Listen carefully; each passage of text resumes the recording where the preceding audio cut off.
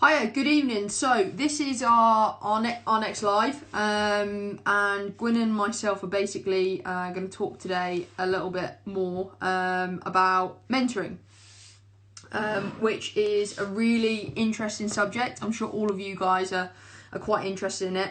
And we're going to obviously get you guys basically involved, and also so you can like pass some comments, we can talk about it, and have a bit of a discussion, to be honest with you, because I think it's kind of like a little bit of a taboo subject.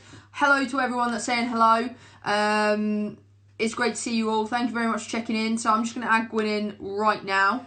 And then we will get started and basically, get talking to you guys about it. We've got a couple of topics to talk about and little questions and things. And any queries or questions you've got, basically, let us know. And then we can, we can discuss it. So let's add Gwyn in because at the moment I'm just playing games. So he should be here any second now. Hey guys, really good to see you all. Thank you very much for tuning in. There he is. How you doing? Do you know what? This is the subject where I've had to pour myself a drink. Do you know what? I also have a bottle of Corona right now. Hi guys, how is everyone doing? So if you want to grab a drink, if you need a drink, if you've had a bad... Do you know why? Do you know why? Because everybody, I think, has had a bad experience. Some way or another, they know somebody that's had a bad experience. They had a bad experience themselves, and I think that it's one of those topics that today even I mentioned it, and God, it set the whole world on fire.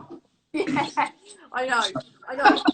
I think it's quite a controversial subject because I think a lot, like you said, a lot of people have maybe been stung by it a little bit, and so everyone's got their own story.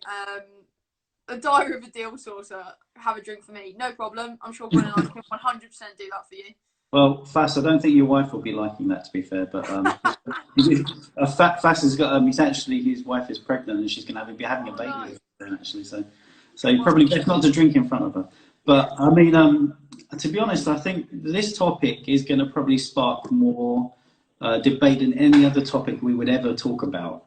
Yeah. But I think today it would be good to sort of get to the bottom of how people are doing it, but how constructively can we think about how you can take it forward to a level where you protect the people that are getting involved, but the mentors aren't getting shafted as well, basically. Yeah, because there is an argument that sometimes mentors are given a bad, sort of a name because people aren't doing their job. So I think we have to try and find the balance of how you get to that stage. And I think today we're going to dig into it. So I'm going to ask you, Hannah, and I thought it's funny actually, it's our first sort of mini dialogue or debate. I know, it's a little bit strange. I feel like you're interviewing me, to be honest. I put a jacket on just in case. I was actually in my PJs about 2 minutes ago. I don't know if I feel nervous or not, to be honest with you, but I tell you what, shall we do? Because obviously you've written out these brilliant questions. Should we take it in turns? And I'll ask you ask me the first one, and then we'll go from there. And then anybody that's got questions, queries, put it in the comments, and we'll basically answer them. Does that sound cool? Yeah, sounds good to me. All right, go on. You go first. So, what is your opinion on mentors and mentorships? So, I've had really good mentors, and I've had bad mentors. Hey there, Garth. Hello, Mr. Vans. Yeah. They're all jumping on. Go on. So, my opinion of mentorships. So, I've had really good ones, and I've had really bad ones. I like them, and I'm going to tell you why I like them. For the pure reason of, particularly like deal sourcing and things like that, I learned a hell of a lot about it and about the subject and kind of about property in general from people that probably didn't realise they were mentoring me, to be honest with you, but kind of like experts in their field. And it kind of gave me a lot of confidence. It gave me access to knowledge that I would probably have paid £1,000 for. And I really believe in mentorship if it's with the right person and if the course is right. So I think there's a lot of things out there at the moment where you'll get people like get rich schemes and things like that. and people pay over thousands of pounds worth of money, and all they're really getting is regurgitated crap that they've learned from. I hate to be brutally honest, but it is. There's so many people that offer mentorships that have basically gone to a course, copied it, and are now offering it. And that kind of bugs me. So I'm a lover of mentorships if it's kind of right for you as a person, and if it's done correctly by the right person. And it's not just kind of like one of these, you know, pay £1,500 and you'll be financially free type of thing. I don't quite agree with those, because I don't think that that's really mentorships. That's a group session that probably is not going to give you what you want. Is that? I think if I'm going to put it in a bit more kind of layman's terms, is basically you don't know anything about the subject, or you know little about the subject, and you're looking for somebody that's going to like take your hand and basically take you from point A to point B to make sure that you're like looked after. It's a bit like giving your child to a childminder and going, look after him, you know, for a few hours, and I'll see you in a few hours. It's kind of, you want to make sure that you're looked after properly. Yeah. And I think the biggest issue is that there isn't enough care and love for the people they're looking after. And I think that's the biggest gripe I have, whether it be because of their lack of knowledge, whether it because they're trying to create their own financial freedom by doing it. But it's one of those topics where I always find that kind of they're cheerleaders, but never really interested deeply in that person as a person. Because, you know, you go to these events and you're sort of screaming and shouting, high-fiving, you know, kissing, hugging, all the rest of it. Yeah. But at the end of the day, you just want to be known that you can rely on that person. You're entrusting everything into that person. And you're saying, look, get me to the stage where I need to be. And at the end of the day, you just feel left a lot of the time, obviously not always, but kind of hanging. You're kind of like, you're there on the edge of the cliff going, right, what do I do next? You know what? Really interesting that you said that. So I spoke to a lady today about mentorship. And one of the things that she asked me was, what happens after like the 3 months when it ends, Hannah? Like, what's going to happen? And I found it really interesting. We spoke about this when we kind of were talking about mentorships, and we were like, well, there's mentorships we've been on where you kind of complete the course and then it's like, well, then off you go, like, bye. And she said to me kind of like, are you going to still be there afterwards? And I was like, of course we are. And I think there's a lot of things that we've been through, and a lot of people that have been mentored that kind of like they complete it, but then there's no, what if a question pops up, or I don't know, what if you don't know something? And she was like, you know, can I come to you guys? And I was like, yeah, of course you can. Because I think that's really important. And like you said, it's a hand-holding experience, but you know, it is ongoing. No, that's interesting. Quick question. Gov's asked a question, hasn't he? Well, Property Podcast, also Property Newbies Podcast has asked a question, but we know it's Gov. How do you do your due diligence on a mentor? Do you know what? The thing is that my day job before I started getting into property was working on sort of due diligence with suppliers, and when I started to go into this, I was so kind of, I don't know, the wall was put over my eyes because of all the videos you see out there on YouTube. Yeah. You see like somebody doing well, you know, 10 grand a month and all of these kind of figures, and you go, oh my God, time, I've got money, I'm free, all of these lovely buzzwords, right?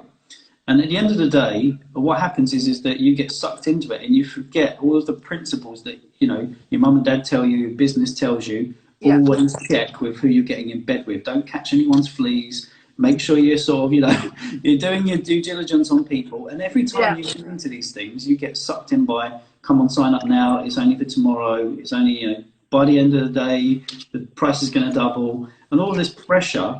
And actually, you forget all of that. So, in terms of how I would do my due diligence on a mentor, speak to obviously people that have done the course before, who have started now, who are already in the middle of it or the end of it. So to understand really how they've been doing it for over a period of time, that would be the first thing I'd do. The second thing I'd do is to check if there are any contractual kind of like details. What is it we're getting into here? Yeah. I mean, a lot of the people are solo artists, if you want to call them that. They just basically say, transfer me the money to my bank account, everything will be fine. Here's an email.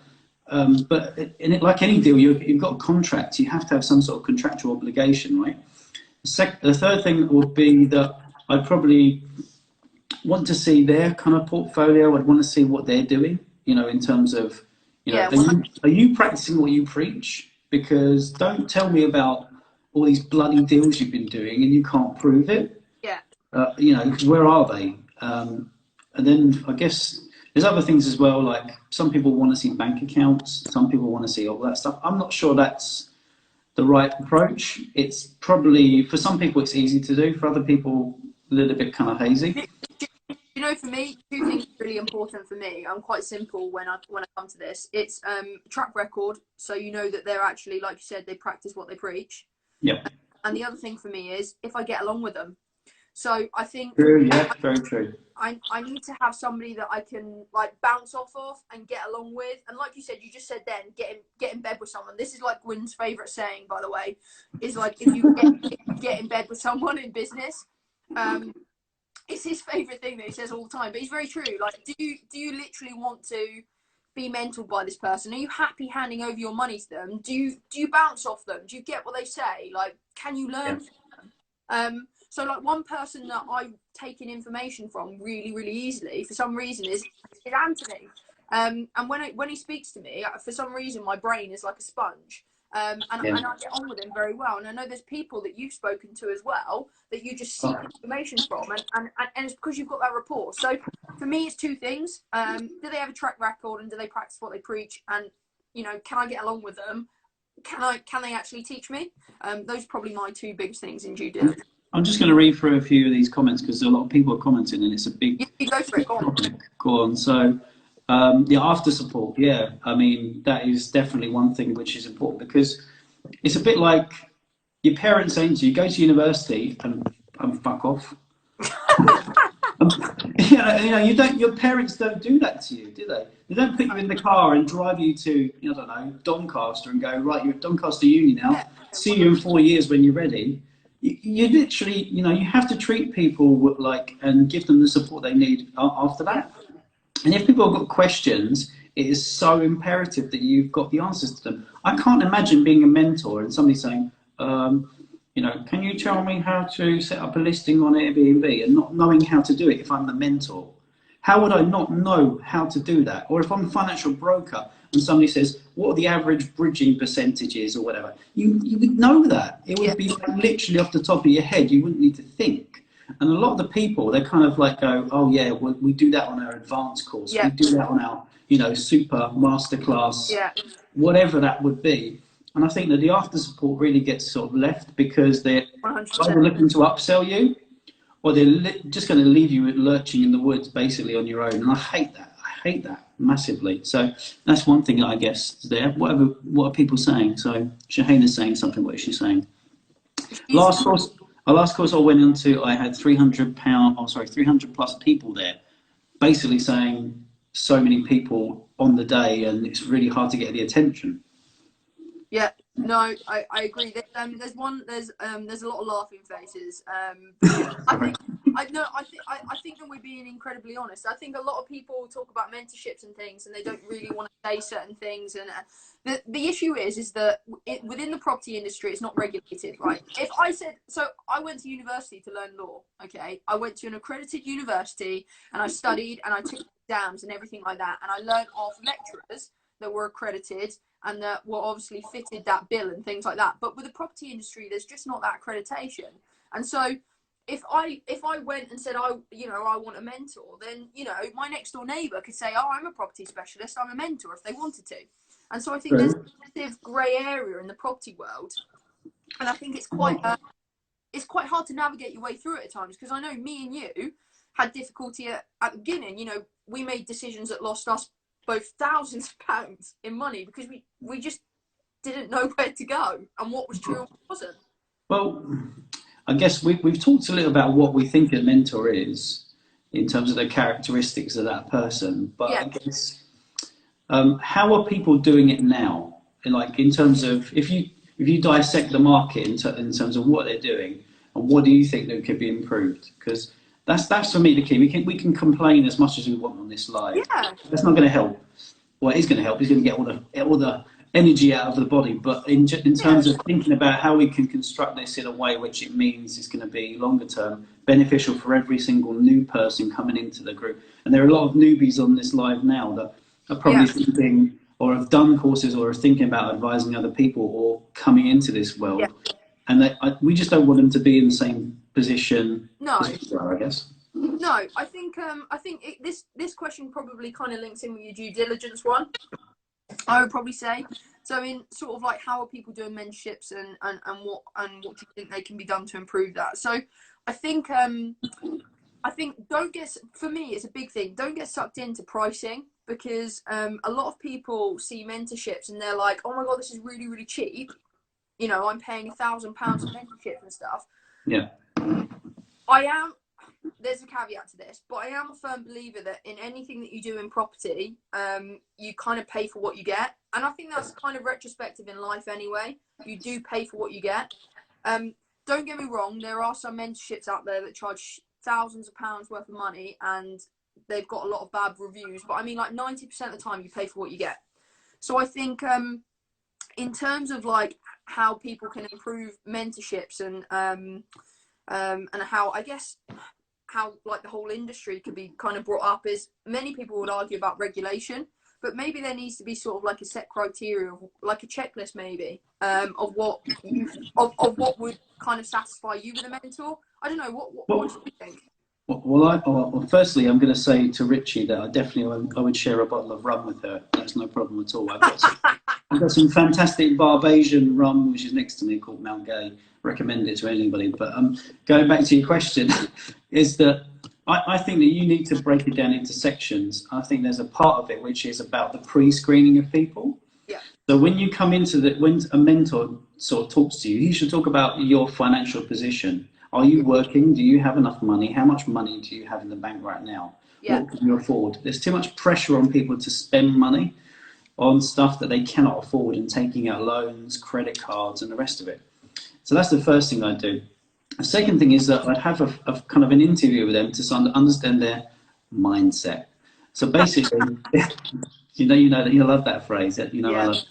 Well, anyway, it's more to understand the character of the person, because there are people who say they want to do things and they want to become somebody, but you can see that inside of them, they haven't got the energy or the kind of the motivation. And as much as a mentor can be bad, somebody who is going on to a mentorship is just there for the ride.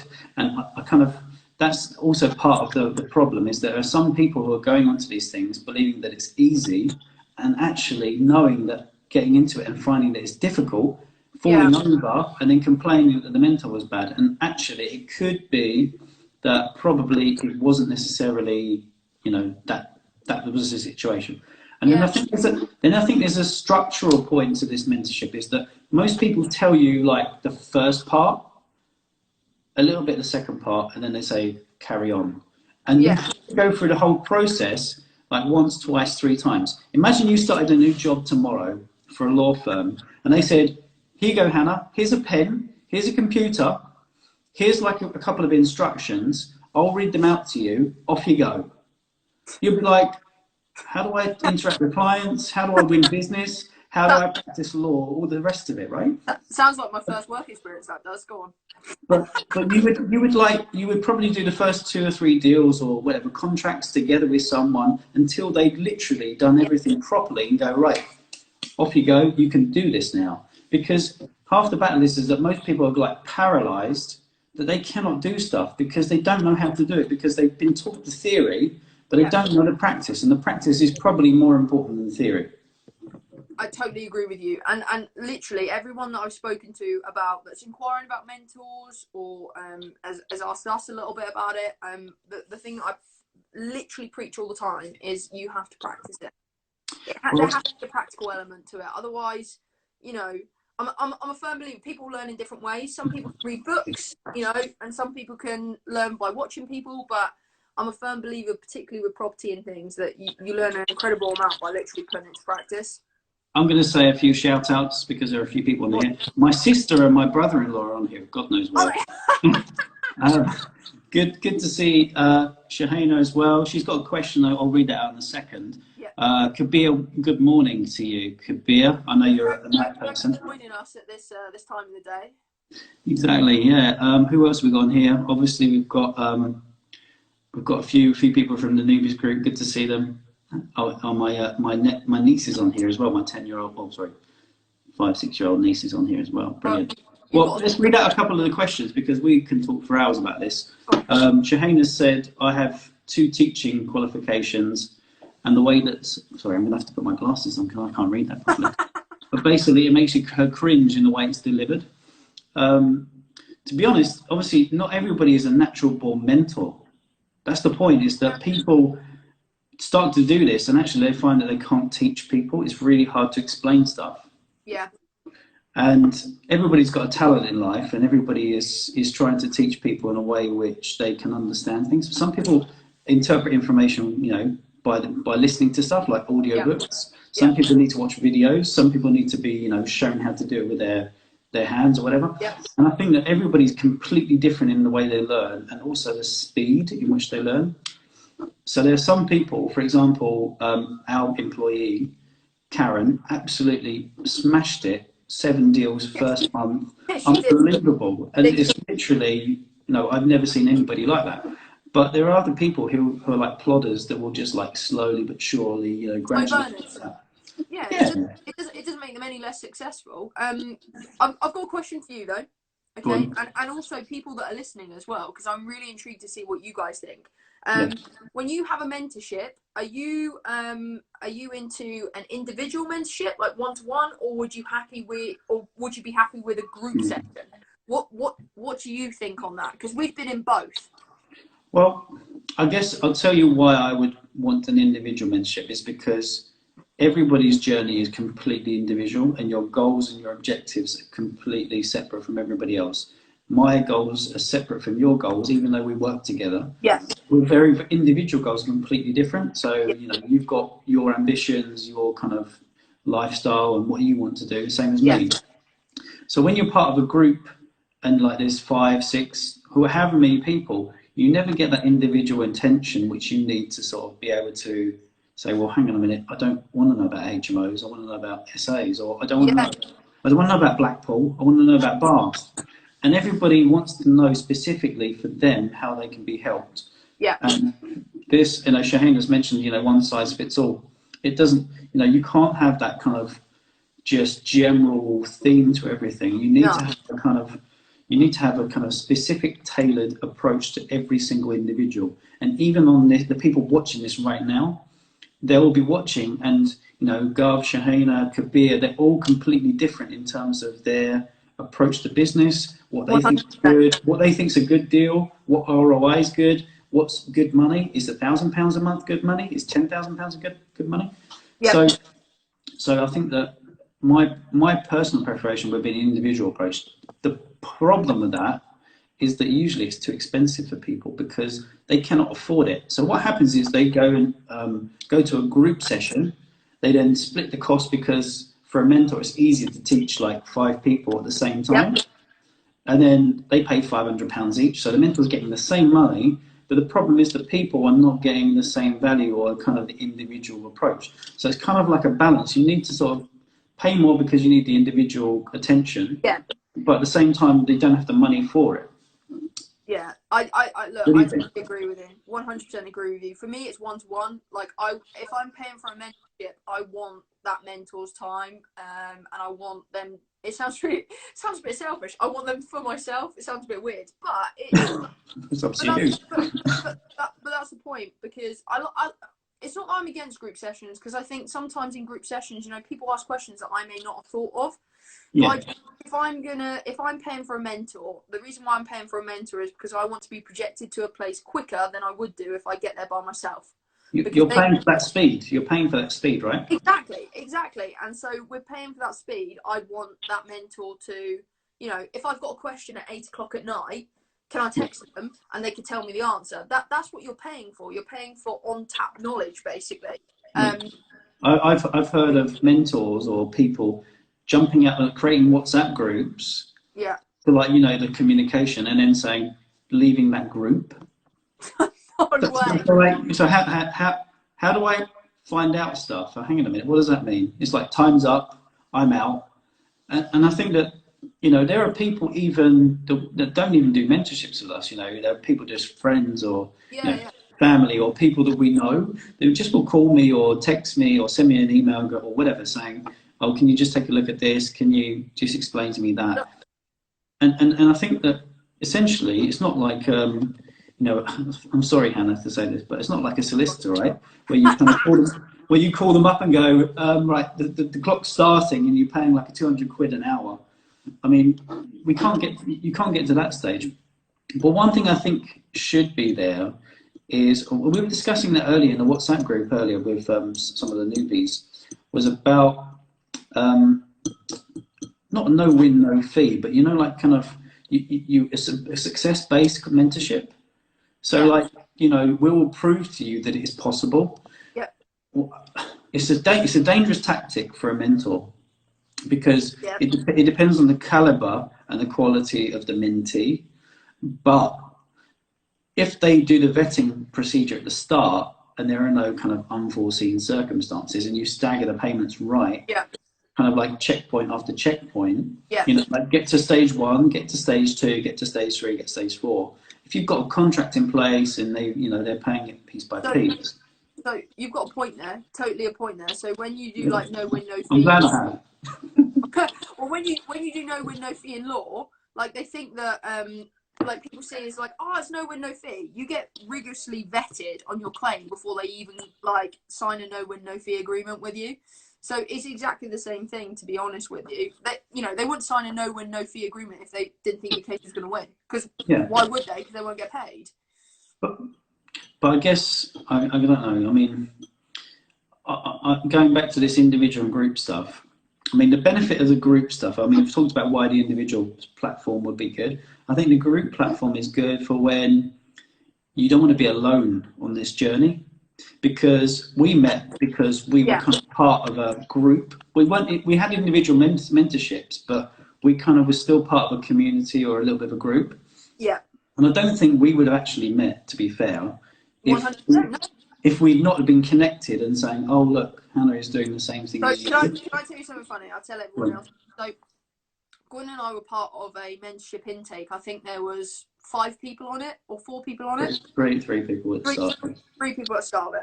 And so Gwyn got my number from our mentor. And it must have been a Saturday morning and I was really tired. I'd done like a really long commute all week from Bristol and I was knackered. And it was Saturday morning. I was sitting on the sofa with like duvet around me. I was watching Netflix. I was chilling. So anyway, this Russian number comes through on my phone, and I'm like, "Who the hell is this?"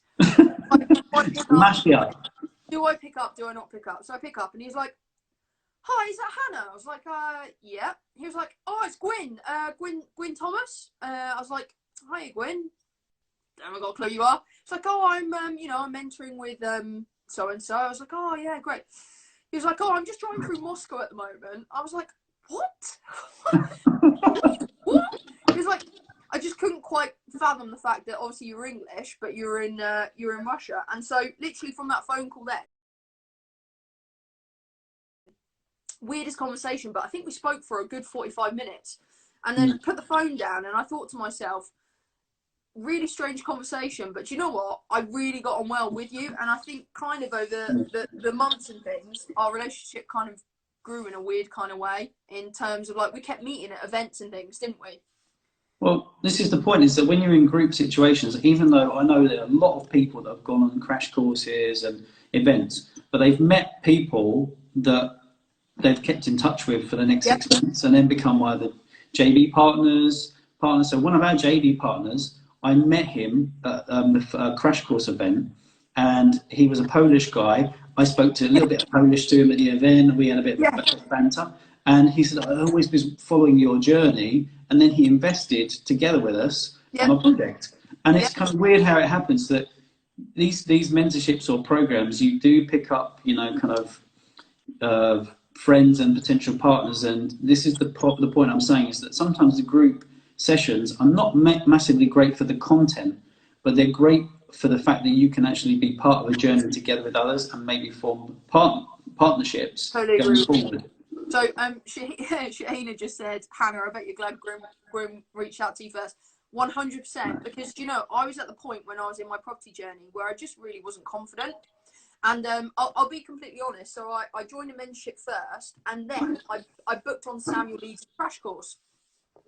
And at the crash course, I'd never experienced anything like it. So I felt really uncomfortable. I went there by myself.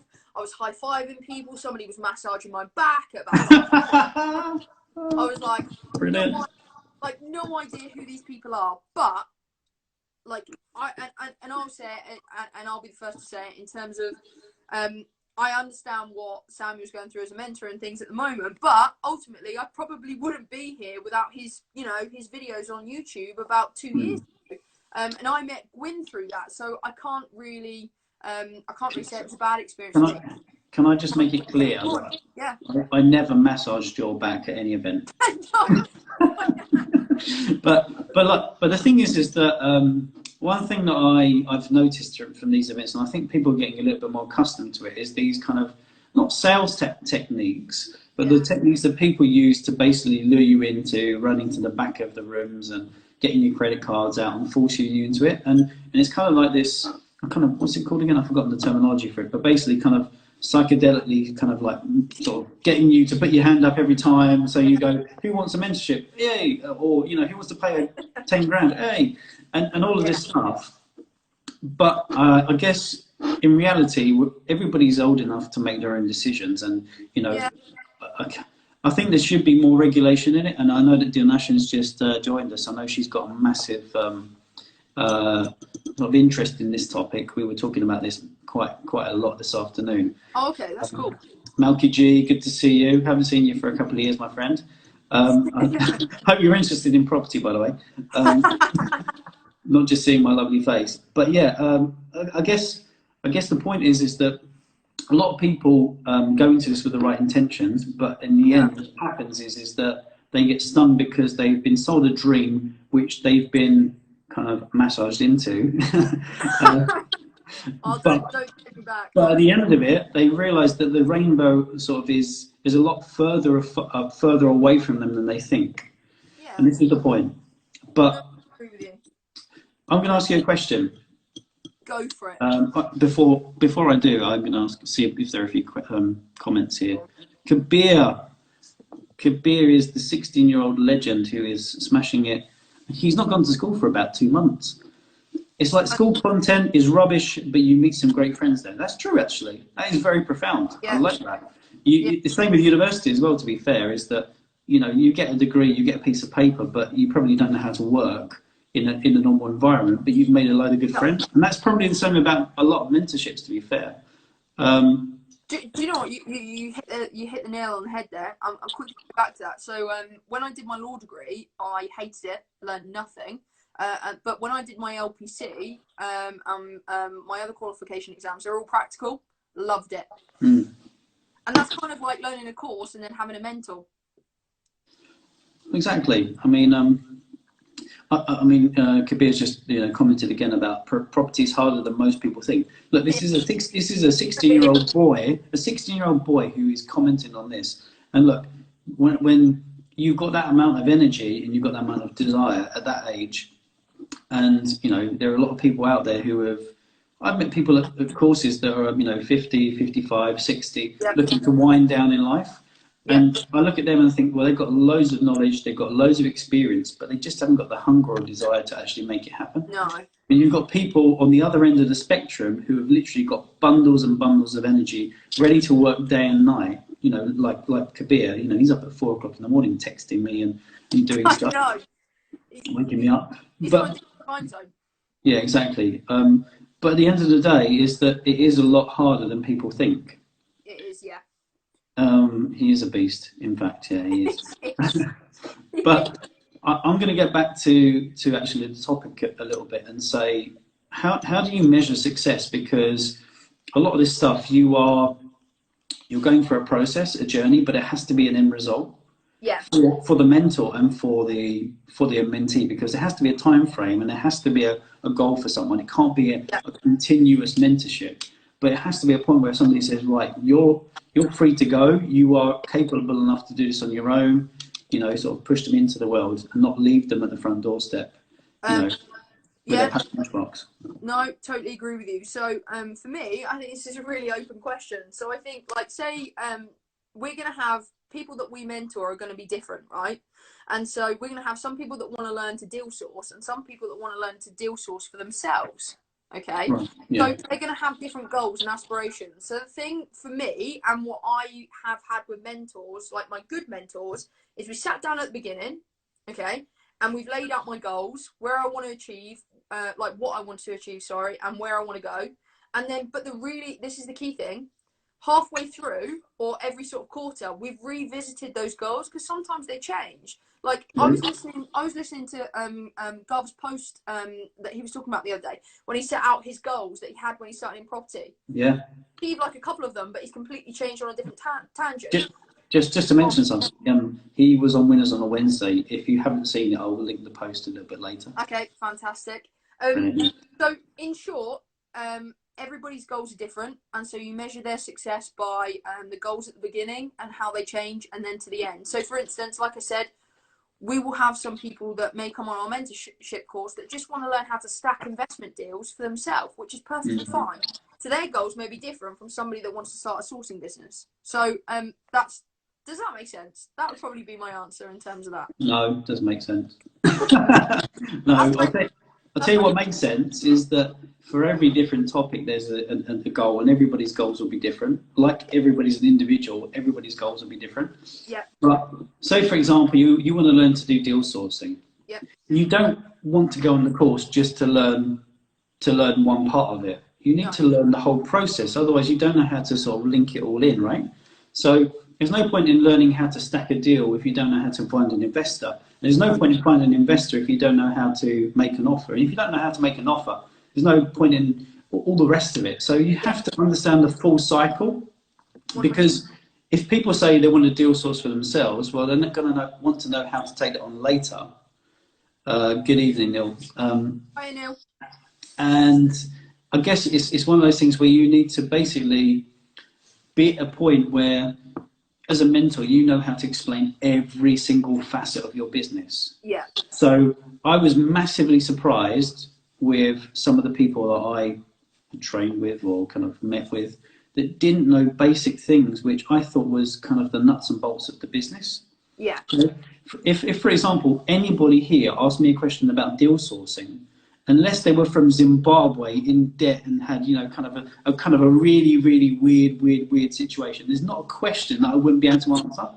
It's like if I'm investing via a trust fund and I've got a Zimbabwe mum and a, you know, sort of a South African dad, you know, those type of situations, yeah, it may need a bit of research. But the general kind of like, I'm a UK citizen, I'm trying to take a deal, I'm trying to take on an essay, or I'm trying to upload something onto a platform, that should be just like literally bang, bang, bang out. Can I interject there one thing? And sorry, I need to interject here because I know it's your pet peeve as well as mine.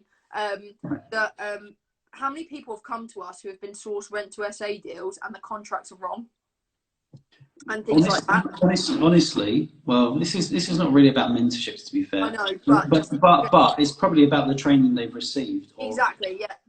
Is that they come to us and try to source deals with us, or co-source deals, and what's happened is that we ended up with a load of rubbish basically at the end of it, because they've not done their due diligence. And it's kind of like, if you've been educated in a certain way over a certain period of time, you won't make those mistakes. It's a bit like a carpenter not getting an apprenticeship and starting, you know, knocking nails into a, you know, piece of wood and, you know, starting to saw with, you know, in a different way. You go through the process to get your certificate or to get that training to be able to do things in a proper way. In terms of success and end goal, I guess that if you're talking about contracts, or if you're talking about things, you probably have to put a time frame in there. You probably have to have checkpoints. Yeah. You probably have to have, you know, what are the expectations and people to sign that off. And then at the end of it, you know, kind of when I opened up a shared service centre abroad, I had a team of people that we did testing with and training.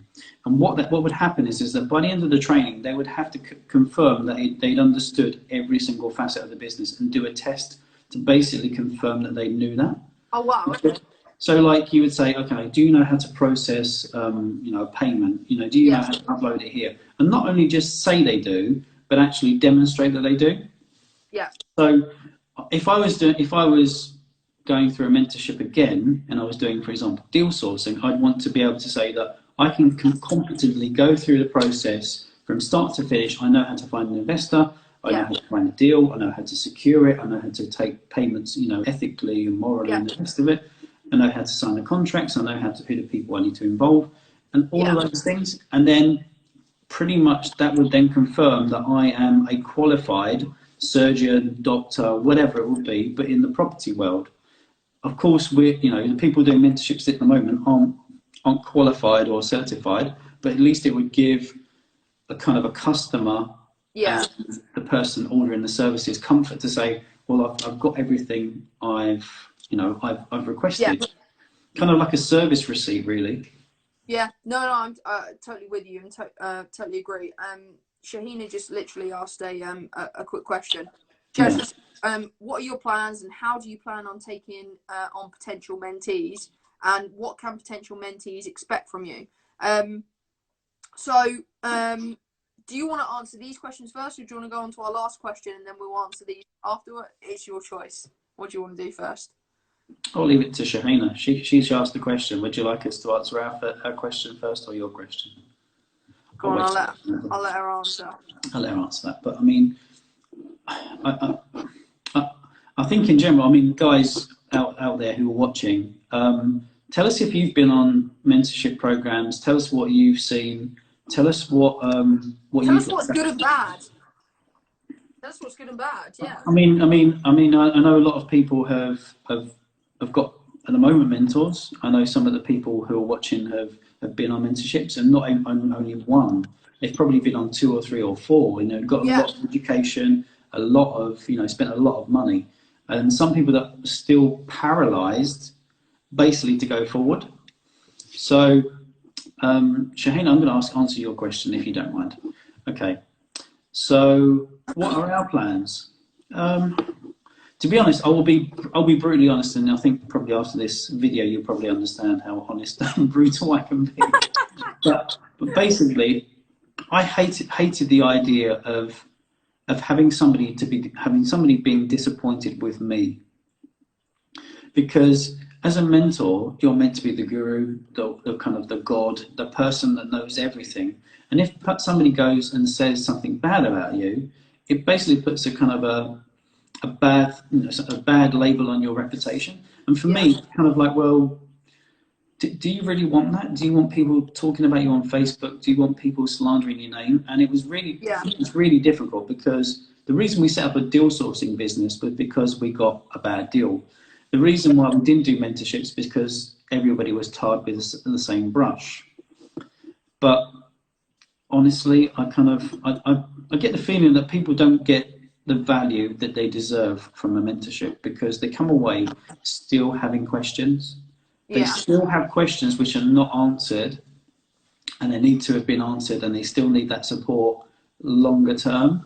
It's a fine balance between getting the length of time right and finding somebody who can still fit within that time frame to do the stuff that you need them to do, because you cannot keep teaching them, because that just sucks up so much time as well. And if you've got your own business, and if training is not your own, the main business, I'm deal sourcing, it's now 7:47, right? I'm probably going to be not deal sourcing, but doing stuff to do with the business after this live. So if I'm going to be doing training as well, and putting that effort in, you need to make sure that kind of people are as committed as you. And I think that half the time the mentees are more committed than the mentors, and the mentors are not as committed as the mentees. So it's one of those things where you need to make sure that you're putting the amount of effort in that you can give to people. And to answer your question specifically, and I'll give you the microphone after, is that I think that when we do these mentorship programs, it will be that people will be vetted in a way that we know financially, psychologically, and from a time perspective that they can commit to this. because there's no point in getting somebody on board who doesn't really want it, who doesn't have the time and doesn't have the money. Relationships as well. Yeah, and I think, and the thing which people don't talk about is long-term partnerships. And for me, it's not about the training. It's about the longevity of your relationship with that person. How long will that person be in your life? So there are people who we talk to, who we meet, and we think, do you know what? They're not really people that we would see ourselves positioning with longer term. Yeah. You know, they seem like nice people, but you know, they're going to drift in and out of your life. And I think you have to, a bit like you know, friendships. You have to pick and choose your friends. And I think with mentorships, it can't just be a free for all. You know, 10,000 people just spending loads and loads of money, because it devalues the training. So for me, that's how I would want it, and I'd want the kind of start to finish and go back again, to so at least people have gone through the cycle once or twice to understand what you do, and then you can start to say, well, try and do it in your own now. And then there's a trainer kind of policy. First of all, you educate someone how to do it, then they tell you how to do it, then they show you how to do it, and then they teach somebody else how to do it. So that's how you know that they've gone through the process and they understand what they're doing. Yeah. No, I think I think that's completely valid. In quick to round up about what because she asked another question. So that was, what can potential mentees expect from us? I guess, what are our plans and how do we plan on taking potential mentees? So you answered that in terms of like anybody that's interested in learning deal sourcing, like Gwyn said, people will be sort of like vetted, because you guys have to like people have to like us as well. We'll go through that. Are you financially able to afford it? Because there's no way we're going to put you in a situation where you're putting money on credit cards and things like that. That's not something we're interested in. And basically, in long story short, another one of my favorite sayings, we're going to teach you everything that we know and how we got to where we are right now. And it's not easy, and we struggled a lot with it, but we've kind of built a successful pathway. And at the moment, like, we're doing okay. Gwyn and I are doing okay money wise. I'm earning more than I was earning as a solicitor, which was a nice wage anyway.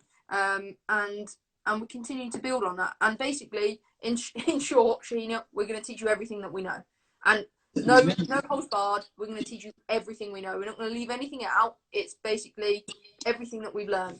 Do you know what, though? It almost feels uncomfortable to talk about it, because I don't want to sell stuff to people. I want people to believe it themselves. I want them of course. I want people to believe in you as a person first, and then believe in the fact that you can teach them and help them. They can see that what you're doing, they follow your journey for 2 or 3 months. Yeah, of course. And they go, actually, I can see that this guy can help me. Rather than going, come and buy my mentorship, all the rest of it.